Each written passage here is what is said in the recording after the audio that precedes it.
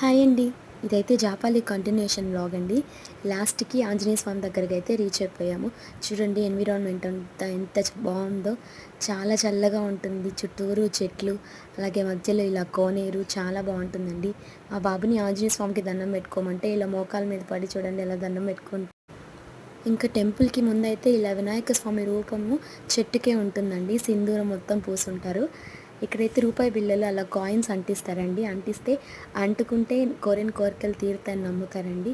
ఇవైతే టైమింగ్స్, సేవా టైమింగ్స్, అలాగే దర్శనం టైమింగ్స్ యూజ్ అవుతాయని షేర్ చేస్తున్నానండి. ఇంకా మాకు దర్శనం కూడా అయిపోయింది. అయిపోయిన తర్వాత ఇలా బయటకొచ్చేసాము. ఇది మెయిన్ టెంపుల్ అండి. లోపలికి వెళ్ళే ఎంట్రన్స్ ఇది. ఇదైతే సైడ్ శిఖర దర్శనం చేసుకుంటారనేసి ఇలా సైడ్ నుంచి తీశాను. శిఖరం చాలా ఇంపార్టెంట్ కదండీ. ఇంకా రిటర్న్ వస్తుంటే ఇలా దారిలో మంట్ర కప్పు కనిపించిందండి. ఇదైతే నేను ఎప్పుడు చూడలేదు. తేలులాగే ఉంది చూడ్డానికి. చాలా